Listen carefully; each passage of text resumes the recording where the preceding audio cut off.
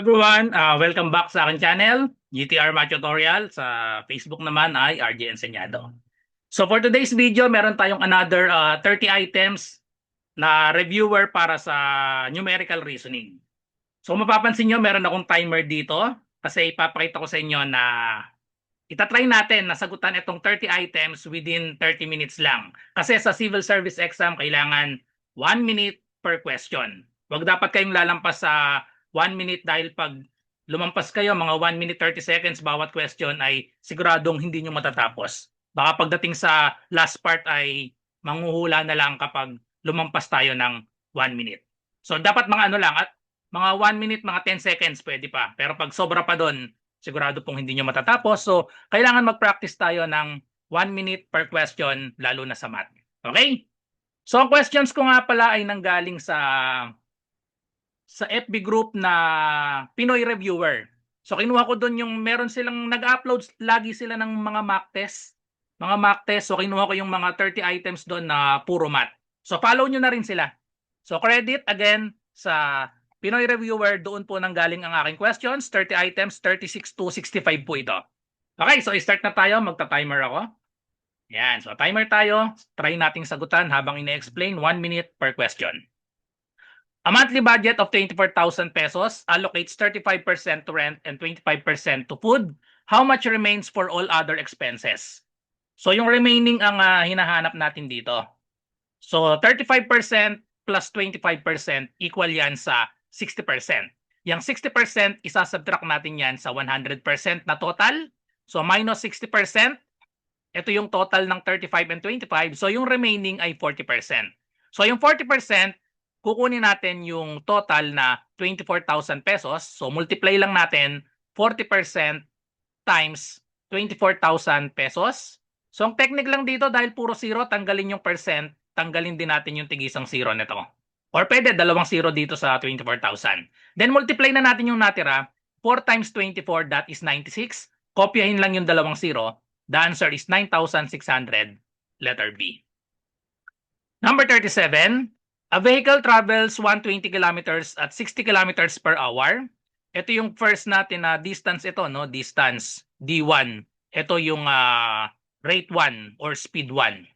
Then 180 kilometers, another distance. So distance 2, 90 kilometers yung speed. Ito yung rate 2. Ang tanong, what is the average speed for the entire trip? So ang formula ng average speed, ang formula niyan ay total distance over total time. Okay? So ngayon, ang total distance natin itong D1 plus D2. So 120 plus 180. 120 plus 180. Yung total time naman natin, kunin natin yung time nito. Given yung distance and rate, so therefore, ang time nito nung una ay formula ng distance ay rate times time or speed times time. So syempre, yung pag time yung kinukuha, magiging distance over rate. So divide lang natin ito. We have 120 over 60.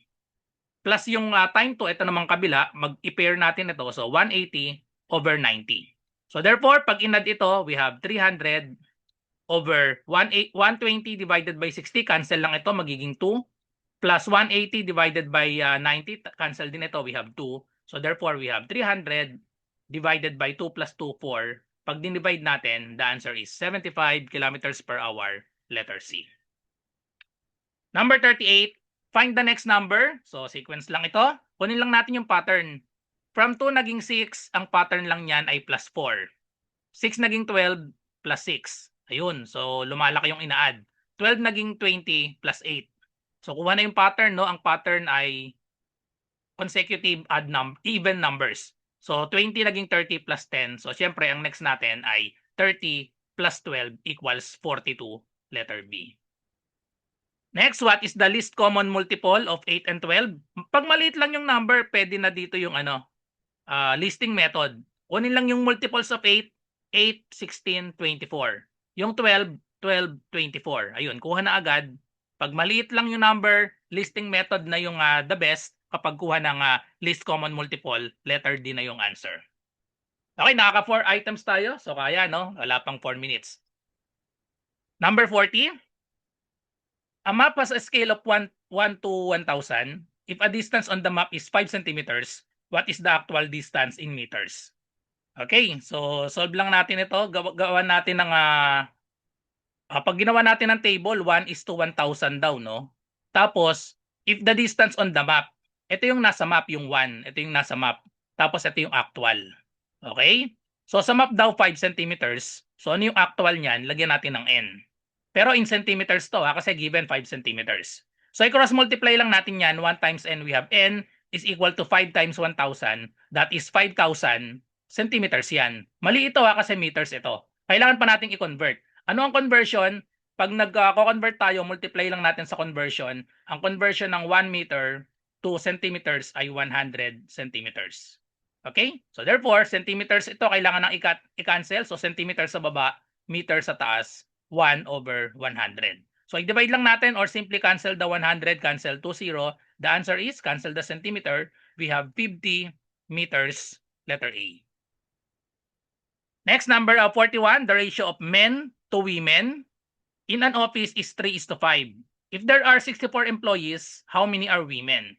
So pag ganitong type ng problem, given yung total, so lagay natin 64, hatiin natin yung 64 sa 3:5. Tapos lagyan natin ng label ito, yung 3 yung nauna, men. Tapos women itong 5. Ang hinahanap natin, women. So para ma-solve ito, i-plus lang natin ito, 3 plus 5 yung ratio natin. 3 plus 5, that is 8. Tapos, i-divide natin itong 64 sa 8.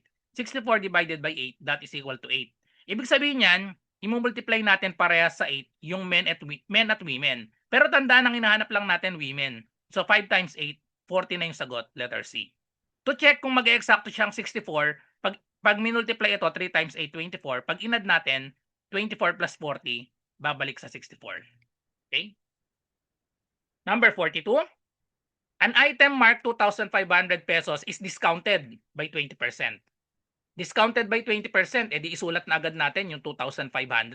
Babawasan siya. Okay, so ayan, naka-ready na. Babawasan kasi discounted by 20%.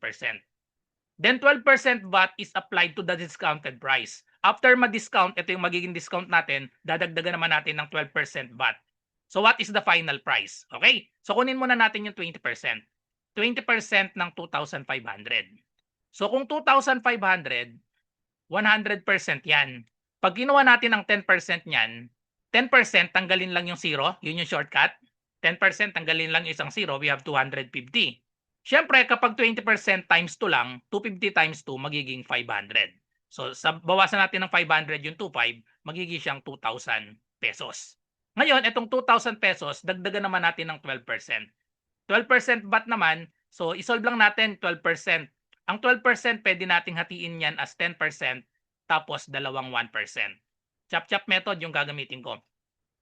Ang 10% ng 2,000, tanggalin yung 0, 200. Ang 1%, tanggalin yung dalawang 0, 20. Isa pang 1%, 20. So therefore, ang total ng 12% ay 240. Ngayon, itong 2,000, dagdagan natin ng 240. So ang magiging sagot na final price ay 2,240 pesos, letter D. Number 43, what is 3/4 as percentage? So i-convert lang natin ito sa percent. Kapag fraction papuntang percent, ang pinakamagandang gawin, gamitin natin yung technique na n over 100. Gawin natin 100 yung denominator kasi percent means divided by 100. Kapag meron tayong n over 100, automatic equal na yan sa n%. Kung ano yung numerator, lagyan lang natin ng percent. Parang itong 100 kasi mako-convert lang yan sa percent sa taas. So 3/4, para maging over 100, i-multiply lang natin parehas sa 25. Okay? Kasi 4 times 25, 100. 3 times 25, 75. So therefore, equal na siya sa 75%. Tandaan, itong 100, pupunta sa taas, magiging percent lang siya. Okay? Base sa definition ng percent. Number 44. A worker earns 1,500 for 5 days of work. How much does he earn per day? O, simpleng division lang ito. Kasi 1,500 daw ang sweldo niya for 5 days. How much does he earn per day? Pag per day, edi i-divide lang natin. So, pwede nang i-mental, no? 1,500 divided by 5 lang. Eksakto na to, no? 15 divided by 5, that is equal to 3. Kopyahin lang yung dalawang 0, 300. Below minimum pa, no? 300 pesos lang. Okay, so number 45. If 2 apples cost 30 pesos, how much do 10 apples cost, ratio and proportion? Yung 2 apples daw, ang cost niya ay 30 pesos. So, ilan daw yung 10 apples? So, direct proportion ito, ibig sabihin, pag tumaas yung number of apples, tataas din yung pesos natin. So, pwede na to, madali nang isipin kung saan minultiply, no? Pag direct, ibig sabihin, minultiply sa parehas na number. Yung 2 para maging 10 times 5 lang yan. So, ibig sabihin, yung 30 times 5 lang natin. 30 times 5, that is equal to 150 pesos. Letter B. Nakaka 10 items na tayo, 9 minutes. Okay, so kayang-kaya. So number 46, what is 10% of 500? Pwede nang hindi i-solve to, no? Pag 10% automatic, tanggalin lang yung 0. Isang 0, 50. Letter D. And then number 47, if a car travels 180 kilometers in 3 hours, what is its average speed? So average speed, so pwede natin gamitin yung triangle, no? Distance ay equal to speed times time. Kapag ang hinahanap ay speed, ang formula ay distance over time. Okay, so therefore, speed is distance over time. Ano yung given natin? Distance yung may kilometers, 180. Ang time yung may hour, edi 3 hours. So therefore, kilometer to tsaka over hour, kilometer per hour yung sagot. 180 divided by 3 is 60 kilometers per hour. Letter A. 48, number sequence. 3, 7, 11, 15. Pero medyo madali ito. Constant yung ina-add. 3 naging 7 plus 4 lang. 7 to 11 plus 4 ulit. O, dalawa ng plus 4. Ibig sabihin, plus 4 na yung pattern. 11 to 15 plus 4. Eh di, ibig sabihin, ito ay arithmetic sequence lang. Plus 4 ulit, 15 plus 4. The answer is letter C, 19. And then next, for number 49, what is the perimeter? Perimeter ng rectangle. Pag sinabing perimeter, yan lang yung total distance around a polygon. Pag rectangle, dalawa yung length, magkaparehas yung length, ito naman yung width, dalawa din. So therefore, gamitin lang natin yung formula. Formula is equal to 2 times L plus W. Pwedeng naka-factor out yung 2, pwede namang naka-distribute. Same answer lang yon. So given length natin 12, length 12 centimeters. Substitute lang natin. 2 times we have 12 plus the width given 8 centimeters plus 8. So therefore we have 2 times 12 plus 8, we have 20. Pag minultiply, 2 times 20, the answer is 40 centimeters, letter A. Number 50. If 2/3 of a number is 10, what is the number? Kapag ganitong mga fraction problem, madali, i-drawing na lang ito eh. Kasi maliit lang, 2/3. Di ba yung 2/3, di mag-drawing tayo ng 2/3. Yung isang bar, hatiin natin sa 3. Tapos ang 2/3 daw ay 10. Gaano ba kalaki yung 2/3? Ito yung 2/3. Okay? Ito yung 2/3. Ang tinatanong, what is the number? Yung number, ito yun, yung kabuuan. So using drawing lang, yung 10 daw ito, 10 yung 2/3. Ibig sabihin, ang 1/3 ay 5. 5 din ito. So therefore, the answer is 3 5, 15. Letter C. Or another, pwede tayong gumamit ng algebra. 2/3 of a number, ibig sabihin yan, 2/3 of a number, let's say n. 2/3 times n is 10, ibig sabihin equals 10. Para ma-solve natin yung n, ang gagawin lang natin, multiply both sides by the reciprocal of 2/3, 3/2. So multiply by 3/2. So same answer yan. Cancel 3, cancel 2, n ang matitira. 10 divided by 2, that is equal to 5. 5 times 3, 15. Next, what is the area of a square? O area ng square. Ang formula ng area ng square ay side square. Okay? With a side length of 6 centimeters. So, substitute lang natin yung 6. So, therefore, ang area na natin ay 6 squared. Yung iba, 6 squared, ginagawang 12. Mali yan, ha? Hindi yan 6 times 2. Ang 6 squared ay 6 times 6. 6 times 6 equals 36 square centimeters. Letter D. 52. Evaluate using strict PEMDAS. O, evaluate. Pag sinabing PEMDAS, yung MD left to right. Yung AS left to right din. Wala naman tayong parenthesis and exponent. So left to right tayo. Multiplication and division, hindi automatic una yung multiplication, ha. Same order yung MD. So unahin natin itong division.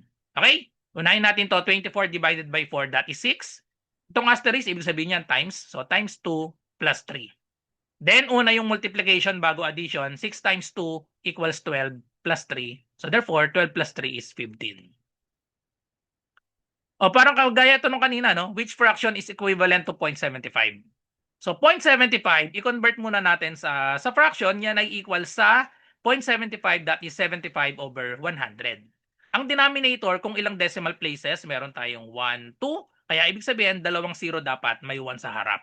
So 75 over 100 na pwedeng i-lowest term, divide parehas sa 25. Pag dinivide parehas sa 25, ang magiging sagot na natin ay 3/4. Letter A. Okay, medyo mahaba pa yung time natin. No? So number 54, the sum of the angles in a quadrilateral is, ayan, gamitin natin dito yung sa triangle. Kasi sa triangle, meron tayong angle sum theorem na tinatawag. Ang sum ng angles ng kahit anong triangle ay 180 degrees. Pag may ABC tayo na angles, ang sum niyan A plus B plus C equals yan sa 180 degrees. Kapag quadrilateral kasi, kahit anong drawing na quadrilateral, kahit anong shape na basta quadrilateral, four sides, makakabuo tayo dyan ng dalawang triangle. So itong isang triangle na ito, 180 degrees. Itong isang triangle, 180 degrees din. Pag pinag-add natin, 180 plus 180 equals sa 360 degrees. So therefore, sa quadrilateral, ang sum ng angles niyan ay magiging 360 degrees. Kapag pentagon naman, habang dumadami, edi mahahati yun sa maraming triangle. So kaya, i-add lang natin yung 180. Okay? Next, number 55, if 7 apples cost 105 pesos, how much does 1 apple cost? Pwede na tayong hindi maggawa ng table, direct proportion ito. Kapag ang tinatanong lang 1 apple, pag isa lang, automatic i-divide lang yan. 7 apples, 105. Edi i-divide lang natin 105 divided by 7. Eksakto to, pwede tayong mag-long division, pero ako hindi ako naglo-long division na ginagamit ko number band.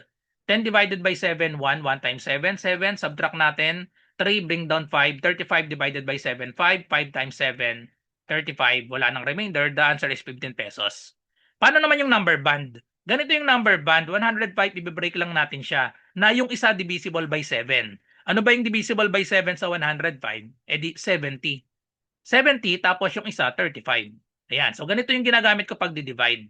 70 divide natin sa 7, that is 10. 35 divided by 7, 5. Pag inad, 10 plus 5, same answer, 15 pesos. Okay, so yan yung number band. Pwede nyo paghiwa-hiwalayin para hindi na tayo mag-long division. Yung long division kasi medyo mahaba yan eh. Pag itong number band, ganun lang, factor lang. Hindi pala factor. Ang tawag, i-break natin kung saan yung isa ay divisible by 7, tapos yung isa, ayan, kailangan mabuo yung 105. Parehas namang divisible by 7. So next, nakaka 20 items na pala tayo, no? So time check lang tayo, 16 minutes, meron pa tayong 13 minutes para sa another 10 items. Medyo mahirap na tong part siguro na to, panghuli. Ayan, mga word problems na. So yung natipid natin dun sa una, dito natin magagamit. So ganun yan pag nagsosolve kayo ng math. So pipe A can fill a tank in 6 hours. Pipe B can fill it in 8 hours. Pipe C can drain. Drain ito, ibig sabihin subtraction ito. In 12 hours, if all 3 pipes are open simultaneously, how long will it take to fill the tank? So set up natin ang equation natin dito. Kapag work problem or pipe problem, yung dalawang nagtulong, addition yon. Tapos fraction siya, 1/6 plus 1/8. Yung isa, pang drain eh. Pang drain yung isa, kaya minus yan. Minus 1/12 equals yan sa, yung together nila, 1/x. Pwedeng t for together. Then solve for x na lang tayo dito. To solve for x, i-multiply lang natin both sides by the LCD. Anong LCD ng 6, 8, 12, and x? 24. 24x, okay? Multiply lahat by 24x. Pag minultiply ito, divide lang natin. 24 divided by 6, we have 4x.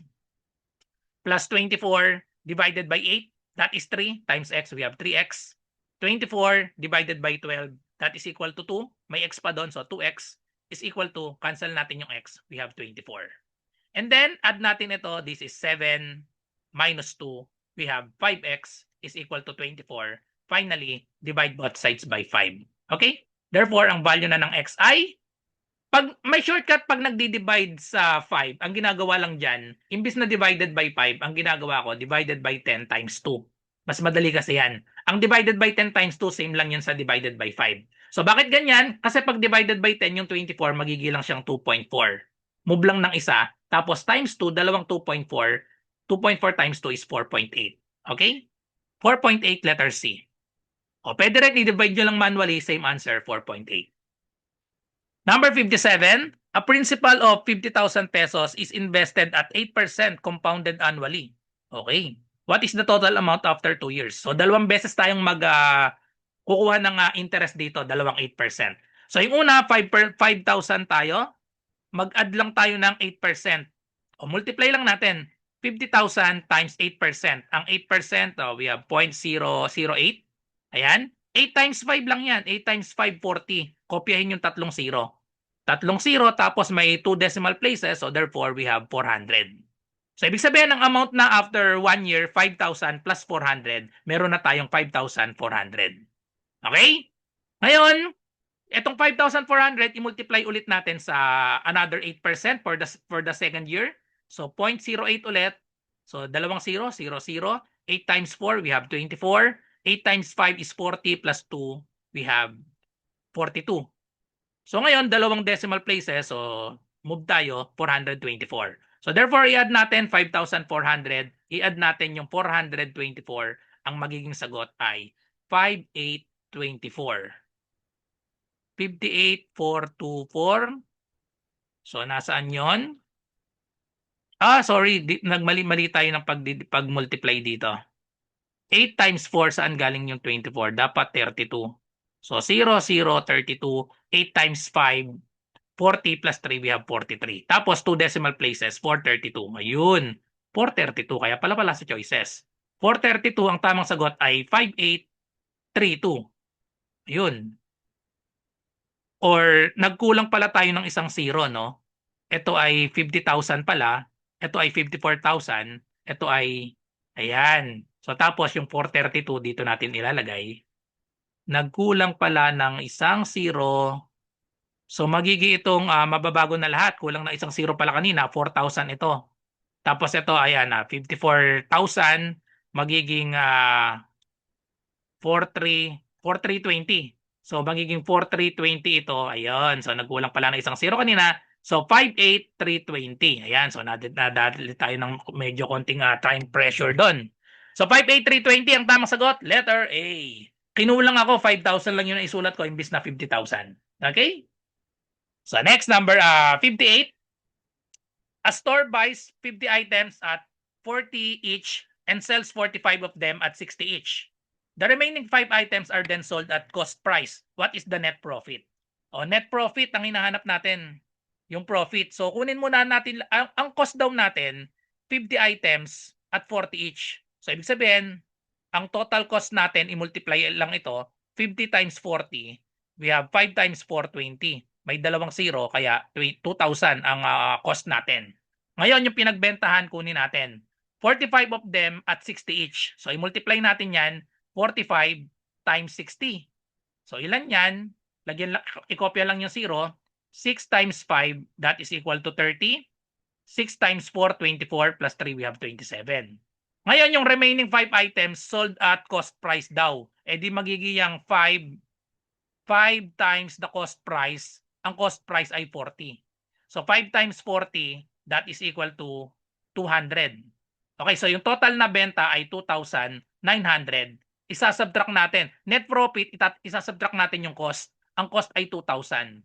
2,000 edi 29,000 minus 2,000. The answer is 900 ang net profit natin. Okay? Number 59, 2 cars start at the same point. Ayan, same point. I-drawing na natin yung same point and travel in opposite direction. Okay, opposite direction. Dito yung isa, dito yung isa. Therefore, a car travels 60 kilometers per hour. Dito natin ilagay yung 60 kph. Sa kabila naman yung 80 kilometers per hour, 80 kph. How far apart will they be after 2.5 hours? So, dalawa yung distance natin na makukuha dito. Yung total distance natin, ito yung distance 1 dito, ito naman kabila distance 2. So, i-add lang natin dahil lang tinatanong how far apart are they. So, formula D1 plus D2. So, yung distance ay rate times time. So, ito yung rate natin times time 2.5. Okay, so 60 times 2.5 plus 80 times 2.5. So, pwede natin pagsamahin yung 2.5 dito kasi parehas 2.5. Di, ipagsamahin na lang natin itong 60 plus 80. Meron tayong 140 times 2.5. Okay? So, madali nang i-multiply ito. 140 times 2, dalawang 140. Yung 0.5 kalahati ng 140, edi 70. Pag inad natin, 0, 8 plus 7, we have 5 carry 1, 350. The answer is letter B. Okay? 60? A 200 liter tank is 40% full. How many liters must be added to make it 75% full? O kunin lang natin yung 40%. 40% ng 200 tapos 75% din ng 200. 200 times 40 times 40%. O, ang gawin na lang natin dito yung kinakancel, no? 40%, o cancel yung 0, cancel yung percent, cancel dalawang 0. 4 times 20, we have 80. Okay. Yung 75% naman, 75% ng 200. Ang 200 times 75%, ang 75% in fraction, that is 3/4. Okay? So 3/4 lang yan. So 200 times 3/4. So magiging itong, unahin yung division, we have 50. Tama? 50. 200 divided by 450 times 3 equals 150. So from 80, kailangan ano daw yung i-add natin para maging 150. Okay? Ang tanong, how many liters must be added to make it 75% full? Ito yung 40% full, ito yung 75% full. Ilan yung kulang? 80 plus 70 dapat ito para maging 150. Letter D. Number 61, the average score of 10 students is 85. If the top scorer with 100 is removed, what is the new average? Okay. So, ang average daw ng 10 students, ang formula ng average x bar is the total or summation of x over n. Kung given yung 10 students and average at 85, makukuha natin yung total. Total of 10. Total of 10 ay equal sa magiging 10 times 8 times 85, magiging 850. Ngayon, gamitin natin itong formula para makuha yung new average. Yung new average natin, yung total natin ay magiging 850, tapos bawasan natin ng 100. Ito yung ni-remove. 100, 850 minus 100, tapos over 9 na lang. Kasi nga, may ni-remove na isa. Top scorer is removed. So therefore, magiging siyang 750 divided by 9. So i-manual lang natin, 750 divided by 9. So we have 8. 8 times 9, 72. Subtract natin, we have 3, bring down 0, 30 divided by 9 ay 3. 3 times 9, 27. Paulit-ulit lang ito. Magiging 3. Pag nag-add tayo, kahit gaano karaming 0 yan, paulit-ulit ito kasi magiging 30, 27, 30, 27. Paulit-ulit yan, walang katapusang 3. So pag ni-round off, letter A, 83.3. Okay? 62. What is the compound interest on 20,000 pesos for 3 years at 5% per annum? So, ayun, kagaya nung kanina, 3 years, 5% per annum. So, isa-isahin lang natin. Ito yung una, baka magkamali ulit, no? 20,000 yan. Siguraduhin na natin, 20,000 times 5%. Okay. Ilan ang 5% na to? Madaling i-compute yung 5%. Ang 5%, kunin natin yung 10%. Ang 10% ay equal sa 2,000. So therefore, ang 5% ay equal sa kalahati niyan, 1,000. Okay, so ibig sabihin, after 1 year, meron na tayong 21,000 pesos. Ngayon, kunin ulit natin yung 5%. 10% ulit tayo, neto tanggalin yung 0, 2,100. Ang 5% niyan ay magiging kalahati nito, magiging 1,050. So mag-plus tayo ngayon ng 1,050. After 2 years, ito na siya, 5,022. Okay? Another 5% tayo. So ang 10%, tanggalin yung 0, 2,205. Ang 5% niyan, kalahatiin natin. Pag kinalahati natin ito, magiging 1,100. Kalahatiin natin yung 5, edi 250. Ayan. 1,100, 250. Pag in-add natin dito, i-add natin yung 22,000, 22,050, magiging sagot natin ay 0.50 ito, may 2, may 5, 1, 3, 2. 23152. Pero interest lang yung hinahanap natin, isubtract natin yung 20,000. Pag sinubtract yung 20,000, makukuha natin itong letter D. Ito lang yung interest, isasubtract natin yung 20,000. So 3,152 and 50 cents. Okay? 63. If 3 men can complete a job in 8 days. So inverse variation ito. Men tsaka days. 3 men daw complete a job in 8 days. How many days will 6 men take to complete the same job? Ito yung N. Inverse variation, basta work problem. Pag dumami yung men, yung days uunti. So, paano i-set up yan? Multiply lang yung magka-partner. 3 times 8 is equal to, multiply yung magka-partner ulit, 6n, divide both sides by 6. So, therefore, ang magiging sagot natin, 3 times 8, 24 divided by 6 equal siya sa 4. 24 divided by 6 is 4. Letter B. Okay, so ayan, may 1 minute mahigit pa tayo para sa dalawang number. Lalampas tayo ng konti, okay? So the price of a product was reduced by 20%, then increased by 20%. What is the net effect on the original price? Pag ganito, ilelet natin lagi 100 para madaling i-compute yung percent. So let the original price be 100, the product was reduced by 20%. Yung 20%, edi 20 lang yon. Subtract natin, magiging siyang 80. Ngayon, itong 80, increase natin by 20%. So 80, ano yung i-add natin? 20% daw siya, ang 10% ay 8. So ang 10% ng 80 ay 8. So ibig sabihin, ang 20% niya, dalawang 8, 16. So 80 plus 16, we have 96. Compare natin from original 100, naging 96. So ibig sabihin, nabawasan siya ng 4%. Therefore, letter C, 4% decrease. Okay? Ayan, saktuhan lang. So sobra lang ng ilang seconds, no? Find the median. O, median tayo. Bilangin natin ang number. 1, 2, 3, 4, 5, 6, 7. Ang median ay middle. Middle term when arranged. When arranged from lowest to highest. So i-arrange lang natin lowest to highest. 5, 8, 10. We have 14, 17, 22, 31. Ano yung gitna natin? 14. Tatlo sa left, tatlo sa right. Eksaktong gitna ay 14, letter C. Okay, so nasagutan. I-stop na natin. Ayaw pang ma-stop po. Nasagutan natin sa loob ng 30 minutes and 20 seconds yung 30 items. So sakto lang yan kasi yung eksakto talaga sa civil service exam mga 1 minute and 10 seconds yata. Pag dinivide natin yung gaano ba katagal yun? 180 yata, 3 hours 10 minutes. 3 hours 10 minutes yun eh. So 190 no, divided by 170 questions, yung 20 questions doon ay ano pa, tungkol pa sa mga personal lang. So pag dinivide natin 1.11 no, 1 minute 11 talaga 'yon. Kaya sakto lang 'yan. So pinakita ko lang sa inyo kaya nating sagutan ng 30 minutes yung 30 questions. Okay? So that's all. Thank you for watching. I hope may natutunan kayo sa video natin kahit medyo mabilis lang yung pag-explain ko. At sorry dun sa kanina may nagkamali ng konti pero naitama naman natin sa bandang dulo. So good luck sa lahat na nagre-review. Pag may question po kayo ay i-comment nyo lang dito sa video na to or i-PM nyo ako sa aking messenger, RJ Enseñado. Bye-bye and God bless.